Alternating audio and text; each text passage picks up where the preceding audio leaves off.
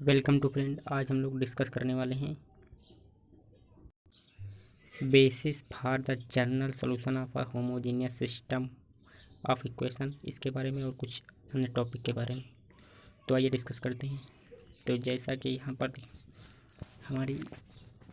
हम क्या पढ़ने वाले हैं, यहाँ basis for the general solution of a system of linear homogeneous equation. ठीक, तो यहाँ पर दिया है कि let W denote the general solution.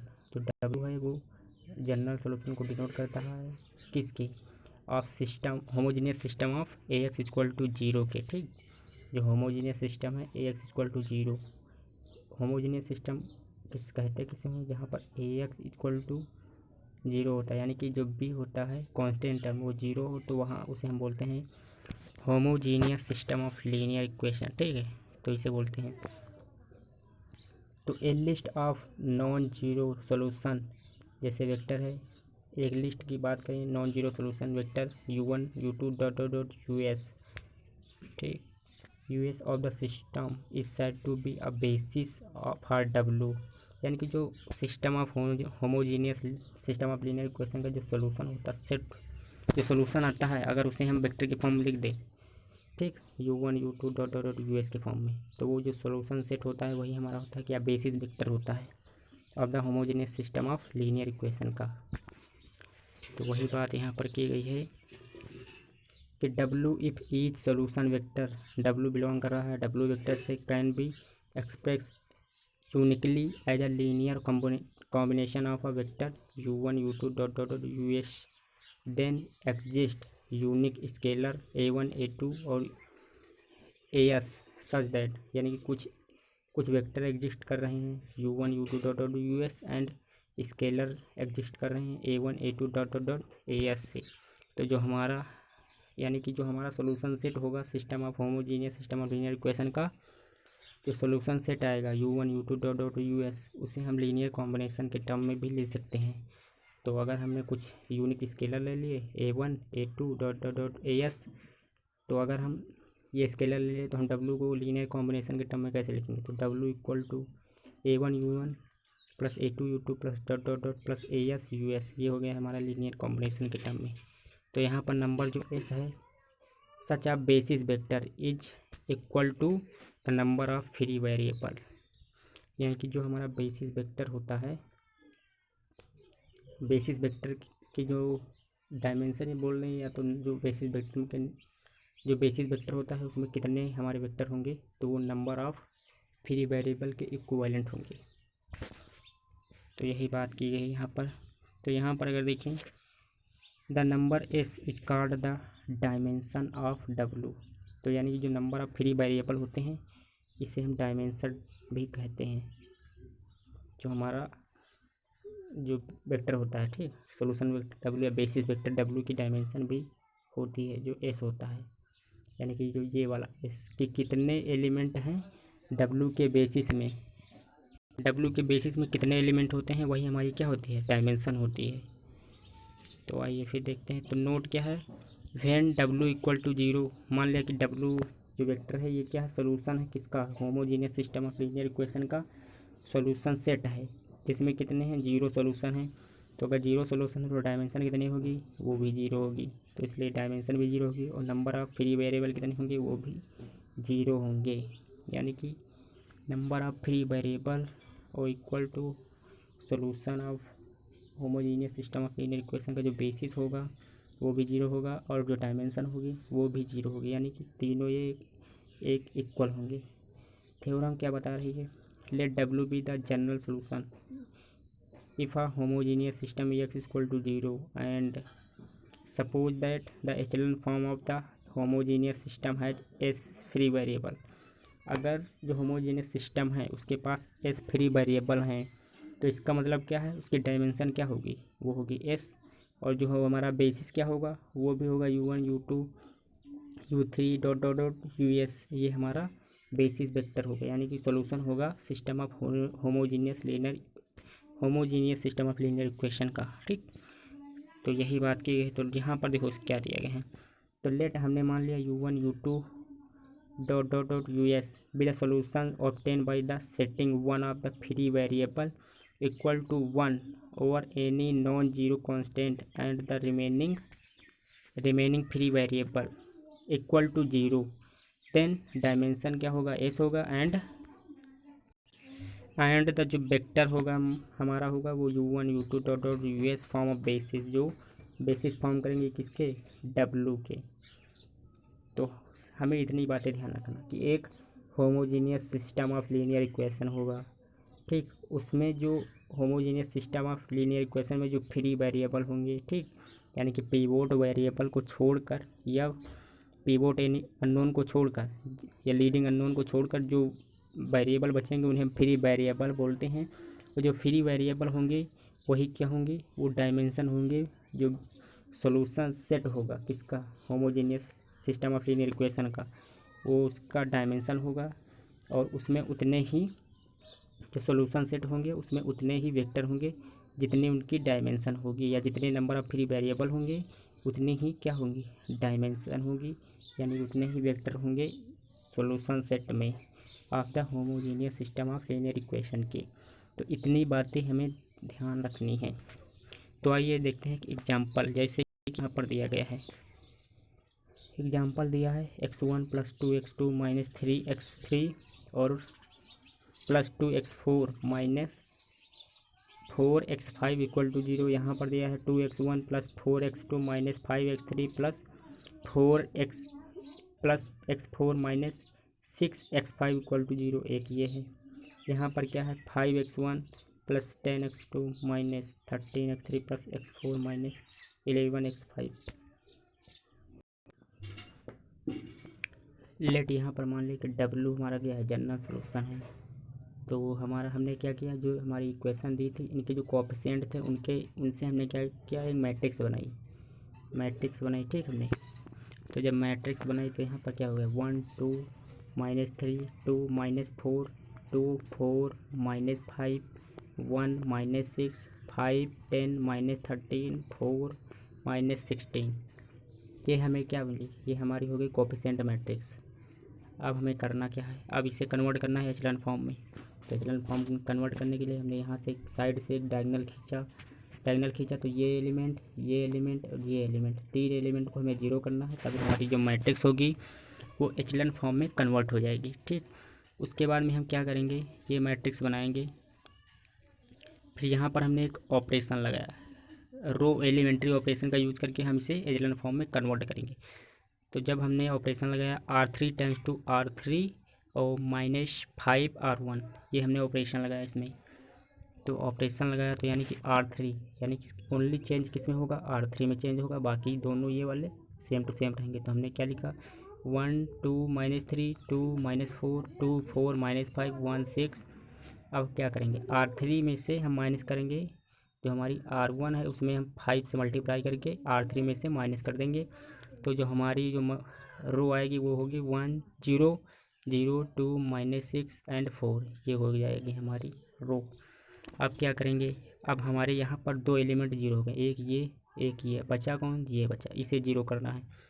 तो हमने यहाँ पर क्या किया, एक रो ऑपरेशन लगाया, R2 tends to R2 - 2 R1, यानी कि हम जो हमारा चेंज कौन होगा, चेंज होगा R2 चेंज होगा, जो यानी कि रो नंबर 2 हमारा चेंज होगा, और रो 3 और रो 1 सेम टू सेम रहेंगे। तो रो 1 क्या है, 2 1 2 -3 2 -4, रो 3 क्या है, रो 3 है 0 0 2 -6 4, और रो 2 क्या है, तो हम रो 2 कैसे निकालेंगे, यहाँ पर जो ऑपरेशन लगा है हमने, रो 2 times to row 2 -2 row 2 R1, यानी कि हम R2 में से R1 में 2 मल्टीप्लाई करके R2 में से माइनस कर देंगे, तो वो हो जाएगी हमारी ये रो 2 आएगी, ठीक। तो यहाँ पर क्या है, रो 2 0 0 1 -3 और 2, ये आ गई हमारी रो 2। अब सारे के सारे एलिमेंट जीरो हो गए हैं। अब हमें क्या करना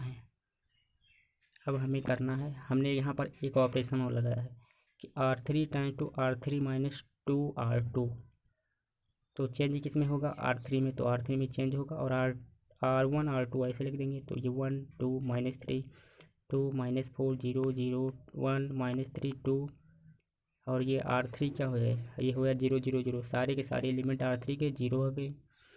अब यहाँ पर क्या होगा 1 2 -3 2 -4 0 0 1 -3 2 0 0 0 0 0। ठीक, x1 x2 x3 x4 x5 यहाँ पर सारे के सारे एलिमेंट 0 हो गए। अब क्या होगा यहाँ पर होगा कि x1 + 2 x1 प्लस, अब हम मल्टीप्लाई करेंगे और इक्वेशन बनाएंगे यहाँ पर। तो x1 + 2x3 कैसे होंगे, यहाँ पर जो 1 है इसको x1 से मल्टीप्लाई करेंगे तो x1, 2 को x2 से, तो यहाँ पर +2x3, 2 को x2 से मल्टी, ये होगा x2। ठीक, और -3 ये 3 है और ये x3 यानी कि -3x3 + 2x4, 2 को हम x4 से मल्टीप्लाई करेंगे -4x5 = 0। और उसके बाद में क्या हो जाएगा x3 - 3x4 + x5 = 0।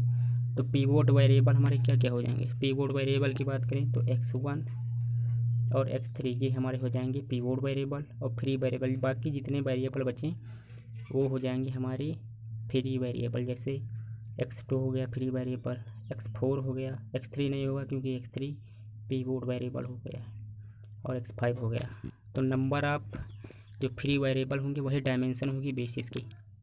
तो नंबर ऑफ इक्वेशन कितनी है 2, 1 और 2 है। ठीक, और free variable x2 x4 x5 और नंबर ऑफ अननोन कितने हैं 5 अननोन है, जिसमें फ्री वेरिएबल कितने हैं 3 फ्री वेरिएबल हैं, पीवोट वेरिएबल हैं 2। तो यहाँ पर क्या है कि नंबर ऑफ फ्री वेरिएबल 3 है और नंबर ऑफ इक्वेशन 2 है और नंबर ऑफ अननोन कितने हैं 5 है, यानी कि इक्वेशन जो है वो लेस देन अननोन है। तो डायमेंशन क्या होगी, नंबर ऑफ फ्री वेरिएबल जाएंगी 3 होगी, तो नॉन जीरो सोल्यूशन होगा। यहाँ पर क्या होगा जो नंबर ऑफ हमारी इक्वेशन है वो क्या है, number of equation less than है नंबर ऑफ अननोन की, यानी नंबर ऑफ अननोन ज़्यादा है, नंबर ऑफ इक्वेशन कम है, तो नॉन जीरो सोल्यूशन होगा।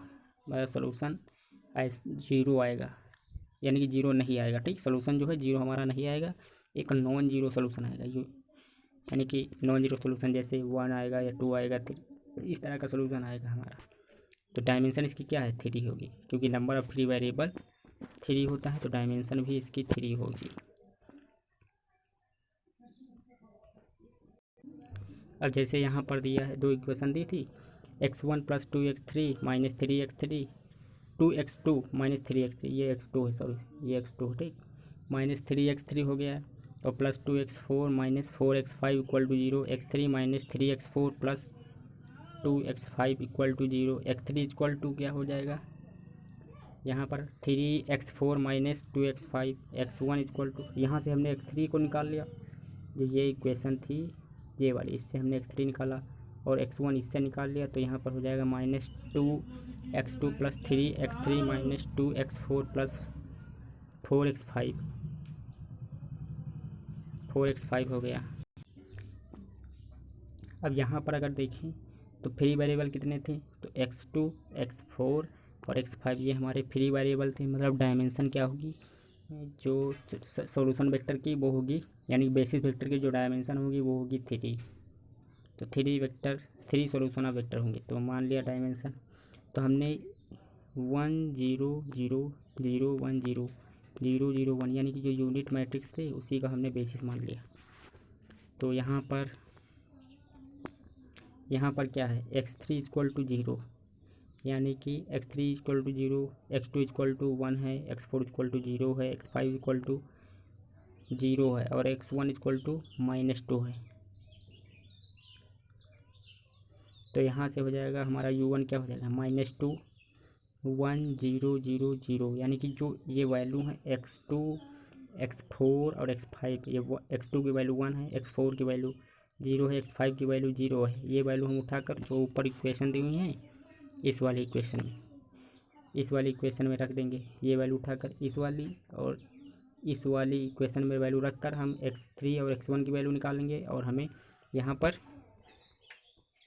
यहाँ पर x2 x4 और x5 दी ही हैं, तो ये वैल्यू तो हमें दी हैं और इनसे हम x3 और x1 की वैल्यू निकालेंगे तो जो हमारा वेक्टर बनेगा, तो सेट जो हमारा 1 है, सेट 1, यहाँ पर 3 सेट हैं, पहले हम सेट 1 का यूज़ करेंगे। सेट 1 का यूज़ करेंगे तो हमारा एक वेक्टर मिलेगा, सेट 2 का यूज़ करेंगे तो हमारा एक वेक्टर मिलेगा, सेट 3 की वैल्यू पुट करेंगे इन दोनों इक्वेशन में तो हमारा एक वेक्टर मिल जाएगा। तो वही यहाँ पर मिला है। तो यहाँ पर सेट 2 की जब हमारा यहाँ पर क्या होगा, जो ये सेट 2 है, यानी कि x2 की वैल्यू जब हम क्या करेंगे, x2 की वैल्यू 0 होगी, x4 की वैल्यू 1 होगी, x5 की वैल्यू 0 होगी। ये सारी वैल्यू उठाकर हम जब ऊपर इक्वेशन जो दी हैं ये वाली x3 और x1 इस इक्वेशन में जब हम यहाँ पर x4 है तो यहाँ x4 की वैल्यू क्या है, ये 1 है, 1 रखेंगे और माइनस 2x5, x5 की वैल्यू 0 है तो यहाँ 0 हो जाएगा, यहाँ पर 1 हो जाएगा तो x3 की वैल्यू क्या हो जाएगी, 3। तो देखो यहाँ सेट 3 में x3 की वैल्यू 3 आई है। तो ऐसे ही यहाँ x1 की वैल्यू क्या होगी, x2 की वैल्यू क्या है, यहाँ पर दूसरे वाले में है 0 और x3 की वैल्यू है हमारी कितनी आई थी, 3। तो x3 की 3 हो गई, x2 की 0 और x4 की 1 तो -2 हो जाएगी और x5 की 0 यानी ये 0 और बचा का यहाँ पर बचा 3 3 का 9, x3 की वैल्यू है 9 - 2 तो यहाँ पर 7 हो जाएगा, यानी कि x1 की वैल्यू 7 जैसे यहाँ पर आई है। देखो ये x1 की वैल्यू 7 आई है। तो ये इसी तरह हम वैल्यू रखेंगे तो हमें सेट 1 मिलेगा, सेट 2 मिलेगा और जब सेट 3 का यूज़ करेंगे यहाँ पर x2 की वैल्यू 0, x4 की 0, x5 की 1 तो हमें सेट 3 भी मिल जाएगा, यानी 3 वेक्टर हमें मिलेंगे। सेट 1 से जो वेक्टर मिलेगा वो होगा हमारा u1 इक्वल टू -2 1, 0 0 0 ठीक। u2 से 7, 0, 3, 1, 0 ये हो जाएगा। u3 से ये हो जाएगा -2, 0, -2, 0, 1 ठीक, ये हो जाएगा। यहाँ पर the vector u1 u2 u3 हमारे क्या हो जाएंगे, ये हो जाएंगे हमारे वेक्टर u1 u2 u3 और ये हो जाएंगे form of basis of w। तो -2 1 0 0 0 7 0 3 1 0 -2 0 -2 0 1 ठीक, ये हो जाएंगे हमारे बेसिस वेक्टर। अब डायमेंशन की बात करें तो 3 वेक्टर आए हैं तो डायमेंशन भी 3 होगी ना, यानी कि नंबर ऑफ फ्री वेरिएबल कितने थे, तो नंबर ऑफ फ्री वेरिएबल थे 3। तो हमारा जो बेसिस वेक्टर होगा उसकी डायमेंशन क्या होगी, वो भी 3 ही होगी। पैरामेट्रिक फॉर्म ऑफ इक्वेशन की बात करें तो x1 हमने निकाला यहाँ से, x2 x3 निकाला यहाँ से, जो इक्वेशन ऊपर दी हुई थी ठीक। तो ये हो गए x1, ये हो गए x3। तो पीवोट वेरिएबल हैं, ये हमारे पीवोट वेरिएबल हैं, वो जितने बचे बाकी वो हमारे फ्री वेरिएबल हो गए। तो यहाँ से हमने क्या किया, फ्री वेरिएबल हमारे कौन कौन से थे, x2 x4 और x5 ये हमारे फ्री वेरिएबल थे। तो हमने क्या किया, x2 इक्वल टू a मान लिया, वो x4 इक्वल टू b मान लिया और x5 इक्वल टू c मान लिया। ये सारी वैल्यू उठा के हमने x1 और x3 में रख दी। तो हमारा जो जनरल जो पैरामेट्रिक फॉर्म में जो हमें वेक्टर मिलेगा जनरल वेक्टर वो हो जाए u equal to -2a + 7b -2c a ये हो गया a 3b -2c b c ये हो जाएगा हमारा वेक्टर, जो क्या होगा एक जनरल वेक्टर होगा ठीक। यही हमारा आंसर भी हो जाएगा पैरामेट्रिक फॉर्म में। अब हम देखने वाले हैं नॉन होमोजीनियस एसोसिएटेड, देखने वाले हैं हम non homogeneous and associated homogeneous system, यानी कि ऐसा सिस्टम जो क्या है होमोजीनियस नहीं है तो क्या होगा, वो होगा हमारा linear system of linear equation हो जाएगा ठीक। और अगर एसोसिएटेड होमोजीनियस सिस्टम की बात करें यानी कि जो कुछ रिलेटेड है उससे, तो let ax equal to B, या बी क्या है, एक non homogeneous system of linear equation है जहाँ पर b इक्वल टू 0 नहीं है। तो then ax equal to 0 is a called associated homogeneous system ठीक। एग्जाम्पल के लिए मान लो यहाँ पर तो x plus associated homogeneous system equation किसे कहते हैं, यानी कि जो इक्वल एकदम सेम टू सेम होती है, किसके सिमिलर होती है, homogeneous system of linear equation के, तो उसे हम बोलते हैं associated homogeneous system of linear equation. तो यहाँ पर मान लिया x + 2y - 4z equal to 7 और 3x - 5y + 6z equal to 8, दो इक्वेशन यहाँ पर दी हैं। ये क्या है, यह non homogeneous system of linear equation, क्योंकि यहाँ पर 7 है 8 है, ये कांस्टेंट टर्म है जो 0 नहीं है। तो सोल्यूशन क्या होगा इनका, कुछ होगा, यानी कि u आएगा यहाँ पर x + 2y - 4z equal to 0, यहाँ पर क्या है 3x minus 5y plus 6z equal to 0। तो ये है क्या associated homogeneous system of linear equation, जिसका सोल्यूशन W आएगा। ठीक, मान लिया। तो यहाँ पर हमने थ्योरम मानी। थ्योरम क्या है, let V be a particular solution of Ax equal to B and V क्या है, V be a particular solution of Ax equal to B का सोल्यूशन है, और W भी एक सोल्यूशन है किसका, general solution of Ax equal to 0 कर दें the general solution of Ax equal to B U equal to V plus W, U equal to V plus W, यानी कि V0 प्लस डब्लू, और belong करता है W किससे, W से।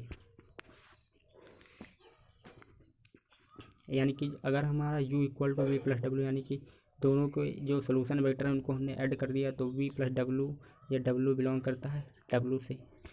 तो यहाँ पर ये दिखाया गया है, जैसे ये है X, ये हो गया Z, ये हो गया XY। ठीक, तो मान लिया इसे हमने Y माना, इसे X डैश Y, ये Y हो गया, ये Y डैश हो गया।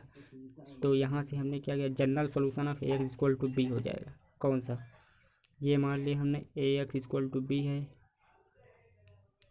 और क्या किया, उसे V मान लिया, इसे W मान लिया, ये हो गया W। ठीक, तो particular solution of Ax equal to B का क्या हो जाएगा, V हो जाएगा, और जनरल और particular solution of homogeneous system of linear equation है वो W हो जाएगा, और जो इनके बीच का जो सोल्यूशन होगा वो होगा P प्लस W, यानी कि जनरल सोल्यूशन ऑफ जो U का होगा वो V प्लस W होगा, तो इनके बीच का जो सोल्यूशन होगा वो वाला ये हो जाएगा V plus W particular solution. ठीक, तो ये यहाँ पर दिखाने की बात की गई है, यानी कि V प्लस W, यानी कि जो V और ये हो गया V, ये हो गया W, इनके बीच का जो सोल्यूशन होगा वो V प्लस W होगा, वही यहाँ पर दिखाई गई है। यहाँ पर अब बात करने वाले हैं elementary matrices. Let E denote an elementary row operation, जो E है वो डिनोट करता है एलिमेंट्री रो ऑपरेशन को, and let E of A denoted the result of applying the operation E to a matrix A. मतलब जो E of A denote करता है कि एक मैट्रिक्स पर जो रो ऑपरेशन एलिमेंट अप्लाई किया गया है उसे वो डिनोट करता है E ऑफ ए। ठीक, तो यहाँ पर नाउ मान लिया कि E be the matrix obtain by the applying E, जो एक मैट्रिक्स जो E है वो एक मैट्रिक्स पर अप्लाई किया गया है, उसी से E हमें प्राप्त हुआ है। E to be identity matrix, E क्या है, एक आइडेंटिटी मैट्रिक्स है, तो E equal to E of I, यानी कि E बी द मैट्रिक्स जो ऑब्टेन की गई है बाय अप्लाइंग E, यानी कि जो आइडेंटिटी मैट्रिक्स है हमारी उस पर जो है रो ऑपरेशन अप्लाई किया गया है। तो जब रो ऑपरेशन अप्लाई किया गया है वहीं से हमें E मिला है, इसे हम बोलते हैं आइडेंटिटी मैट्रिक्स I, और that is E equal to E of I, ये होता है इसका मतलब। ठीक, उसके बाद में E is called the elementary matrix corresponding to the elementary row operation. जो ये E है ये एलिमेंट्री मैट्रिक्स है जो किसके करस्पॉन्डिंग है, एलिमेंट्री रो ऑपरेशन के करस्पॉन्डिंग है। और इसके बाद में जो E क्या है, ये एक एलिमेंट्री मैट्रिक्स है जो करस्पॉन्डिंग है एलिमेंट्री रो ऑपरेशन E के। ठीक, स्मॉल E और वो कैपिटल E। तो note E is always a square matrix, तो हमने मान लिया ऑलवेज अ स्क्वायर मैट्रिक्स है। तो हमने यहाँ पर क्या किया, A interchange R2 plus R3, P R2 tends to -6R2, और C क्या है R3 tense to R3 -4R1, ये है हमने। तो हमारी ये E1 हो जाएगी, जो हमने इस वाले मैट्रिक्स पर जो हमने जब A पर लगाया इंटरचेंज किया R2 प्लस R3, तो हमें कौन मिलेगा, E1 मिलेगा। उसके बाद क्या किया, यहाँ पर E2 कैसे मिला, हमारा E2 मिला, R2 को चेंज कर दिया टेंस टू -6R2 से, तो यहाँ E2 मिल गया, यहाँ पर E3 मिल गया। यानी कि फर्स्ट ऑपरेशन लगाया, सेकेंड और थर्ड, 3 ऑपरेशन लगाया तो 3 मैट्रिक्स में चेंज हुई, तो यही हो जाएगा E1, E2 और E3, ये मैट्रिसेस हो जाएंगे, यानी कि एलिमेंट्री मैट्रिक्स हो गई हमारी। यानी कि अगर कोई भी मैट्रिक्स है तुम्हें हम जितने भी जो एलिमेंट्री रो ऑपरेशन लगाएंगे जितने बार, तो वही हमारा होता है E1, capital E1, capital E2, capital E3, ये हमें ध्यान रखना है। तो यहीं पर यहाँ दिखाया गया। जैसे हमने क्या किया, जो हमारी ऊपर मैट्रिक्स दी हुई उसमें इंटरचेंज किया पहले, तो R2 प्लस R3 ये चेंज किया, तो ये हमारा कौन सा ऑपरेशन नंबर 1 लगाया यहाँ पर, तो ये इसे हमने E1 से डिनोट किया। फिर बी ऑप्शन में, बी यानी कि दूसरा ऑपरेशन लगाया हमने कि R2 में क्या किया, R2 को चेंज कर दिया -6 R2 से, तो ये हो जाएगा हमारा R2 ऑपरेशन, यानी कि कैपिटल E2 ऑपरेशन हो गया, यानी कि कैपिटल E2 एलिमेंट्री मैट्रिक्स भी बोल सकते हैं इसे। अब थ्योरम, ये इसी तरह हमने तीसरा जो रो पर ऑपरेशन लगाया तो हमारा कैपिटल E3 हो जाएगा।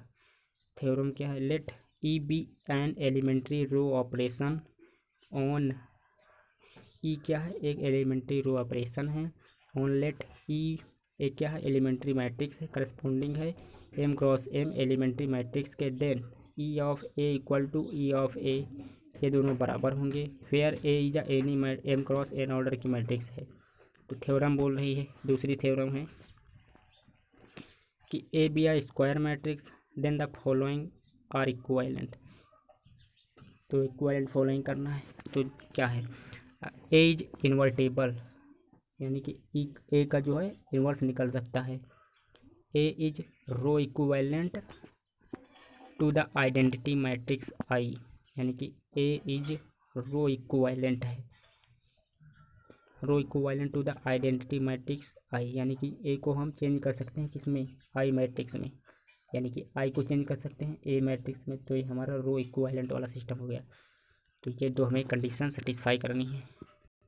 और सी है यहाँ पर, A is product of elementary matrices, तो वो तो है ही है, जैसे ए है और वो प्रोडक्ट है एलिमेंट्री मैट्रिक्स, यानी कि 1 0 0 1, इसके वैल्यू क्या होती है 1, यानी कि ए इक्वल टू ए 1 हो जाएगा, ठीक, यानी कि ए इक्वल टू ए ही होगा जब हम 1 से मल्टीप्लाई करेंगे, यानी कि अगर हम किसी मैट्रिक्स को एलिमेंट्री मैट्रिक्स से मल्टीप्लाई करेंगे तो सिमिलर मैट्रिक्स मिलेगी, तो इसलिए वो ये भी कंडीशन सेटिस्फाई होनी चाहिए। तो नेक्स्ट है, सपोज हमने मान लिया A B equal to I है, तो B A equal to I है, and how B equal to A inverse है, तो ये हमें दिखाना है थ्योरम।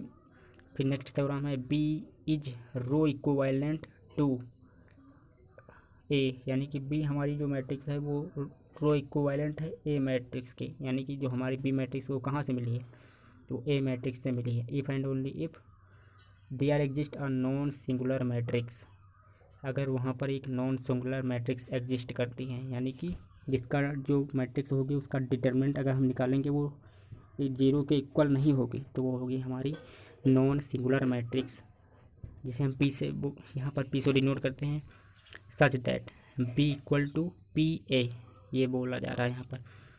तो find inverse of a matrix, तो स्टेप कैसे फाइंड करेंगे, तो यहाँ पर दिया गया है स्टेप, क्या करेंगे हम पहले ऑगमेंटेड मैट्रिक्स लिखेंगे, तो एम इक्वल टू ए आई, यानी कि एक मैट्रिक्स हमारी जो ए दी होगी उसे लिखेंगे, और दूसरी साइड हम जो हमारी एलिमेंट्री मैट्रिक्स यानी कि यूनिट मैट्रिक्स को लिखेंगे ए कॉमा आई, आई क्या है हमारी यूनिट मैट्रिक्स है। स्टेप 2 क्या है, कन्वर्ट करेंगे जो हमारा M into row reduced echelon form, यानी कि रो कैनोनिकल फॉर्म या रो रिड्यूस्ड एचलन फॉर्म, इसमें अंतर है, एचलन फॉर्म और रो रिड्यूस्ड एचलन फॉर्म में अंतर है, और रो रिड्यूस्ड एचलन फॉर्म को हम दूसरे नाम से भी जानते हैं, रो कैनोनिकल फॉर्म के नाम से भी जानते हैं। इसमें करते क्या हैं, जो हमारे जितने भी पिवोट एलिमेंट होते हैं उन्हें हम क्या करते हैं, सबसे पहले 1 बनाते हैं, 1 बनाने के साथ साथ जो पिवोट एलिमेंट के ऊपर और नीचे जितने भी एलिमेंट होते हैं कॉलम में, वो सारे के सारे 0 होने चाहिए। हर एक कॉलम में पिवोट एलिमेंट को 1 होना चाहिए, और उसे छोड़कर बाकी जितने भी एलिमेंट होने चाहिए पिवोट एलिमेंट के कॉलम में, वो सारे के सारे 0 होने चाहिए। तो ये होते हैं कंडीशन किसकी, रो रिड्यूस्ड एचलन फॉर्म की। तो एग्जांपल दिया गया है यहाँ पर, क्या दिया है, मान लिया ये हमारी एक ए मैट्रिक्स है और हमें निकालना क्या है, ए इनवर्स निकालना है। तो ए इनवर्स हमने पहले से निकाल कर रखा हुआ है, तो इसे छोड़ देते हैं, पहले हम ए मैट्रिक्स को पकड़ते हैं। ए मैट्रिक्स हमारी ये दी हुई है, हमने पहले ऑगमेंटेड मैट्रिक्स लिखी किसकी, ए की और आई की, ए की और आई को कंबाइन किया, तो यहाँ पर क्या लिखा 1 0 2 2 -1 3 4 1 8, फिर यहाँ पर यूनिट मैट्रिक्स लिखी 1 0 0 0 1 0 0 0 1, ठीक। अब क्या करें, यहाँ से डायगोनल साइड से एकदम किनारे से, और यहाँ से हमने एक डायगोनल खींचा और जितने भी एलिमेंट ये बच्चे इन्हें हमें जीरो करना है। सबसे पहले ये करना हमें, उसके बाद में इसे हम कन्वर्ट करेंगे रो रिड्यूस्ड एचेलॉन फॉर्म में। यहाँ पर क्या हुआ 1 0 2 1 0 0 2 -1 3 0 1 0 0 1 0 -4 0 4। ठीक, यहाँ पर ये कैसे आया, जब ये हमने यहाँ पर ये लगाया ऑपरेशन कि R3 × R3 - 4 R1, ये रो ऑपरेशन लगाया है हमने यहाँ पर। तो यहाँ पर R3 चेंज होगा, बाकी की सेम टू सेम लिख देंगे। तो ये हमें सेम लिखना है, R3 में चेंज कर देंगे, यानी कि R1 जो रो है ये वाला, इसमें 4 से मल्टीप्लाई करके R3 में से इसमें से माइनस कर देंगे। तो हमारा क्या हो जाएगा यहाँ से 0 1 0 -4 0 1। फिर इस वाले जो मैट्रिक्स में, इस वाले मैट्रिक्स में ऑपरेशन लगाएंगे कि R2 × R2 - 2 R1। जब यहाँ पर हम मैट्रिक्स में ऑपरेशन लगाएंगे तो ये क्या हो जाएगा, ये हो जाएगा यहाँ पर R2 ओनली चेंज होगा, ये वाला, यानी कि ये वाला चेंज होगा बस ओनली।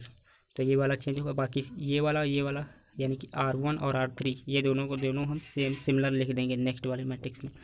तो हमने यहाँ पर लिख दिया है, क्या लिखा है 1 0 2 1 0 0। ठीक, और यहाँ पर 0 1 0 -4 0 0 0 1। ठीक, ये हो गया। R2 में क्या किया, R2 में हमने क्या किया कि जो मैट्रिक्स जो R1 है उसमें 2 से मल्टीप्लाई करके R2 से माइनस कर दिया। तो यहाँ पर क्या हुआ, यहाँ पर हो गया 0 -1 -1 -2 1 0, ये हो गया। उसके बाद में हमने क्या किया, इसमें रो ऑपरेशन लगाया R3 × R3 + R2। यहाँ पर जब रो ऑपरेशन लगाया तो यहाँ पर क्या हो गया, यहाँ पर हो गया 1 0 2, यानी कि अब यहाँ पर चेंज होगा, सिर्फ ओनली R3 में चेंज होगा, बाकी सिमिलर वैसे लिख देंगे। तो 1 0 2 1 0 0 0 -1 1 -1 2 -2 1 0। अब R3 में चेंज होगा, तो यहाँ पर क्या किया, R3 में हमने R2 को जोड़ दिया। तो यहाँ पर 0 1 0 0 -1 -6 1 1, ये हो गया। अब हमने यहाँ पर क्या किया कि जो R2 है, R2 ×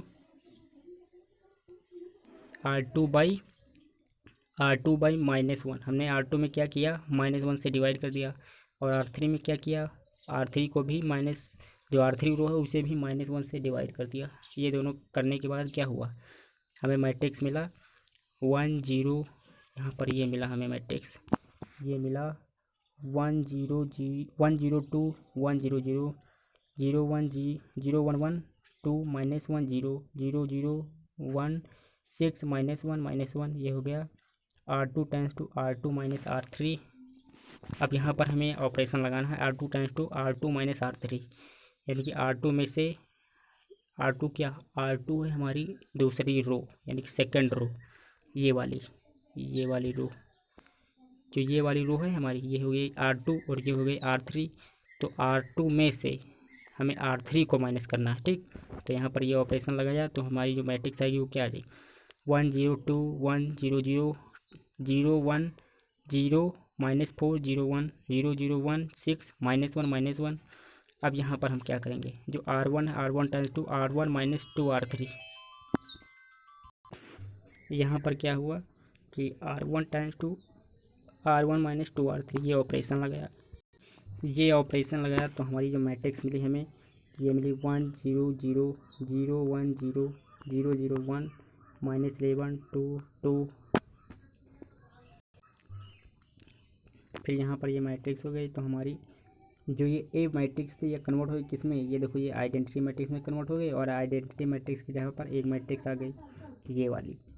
तो यहाँ से क्या पता चला हमें, यहाँ से हमें जो ये मैट्रिक्स है वो आइडेंटिटी बन गई 1 0 0 0 1 0 0 0 1, ये आइडेंटिटी मैट्रिक्स। ये मैट्रिक्स हमें मिली, ये हो जाएगी हमारी ए इनवर्स। तो ए इनवर्स इक्वल टू हमारा क्या हो जाएगा -11 2 2 -4 0 1 6 -1 -1, ये हो जाएगा हमारा आंसर। तो थैंक यू फ्रेंड, मिलते हैं नेक्स्ट लेक्चर में, तब तक के लिए धन्यवाद।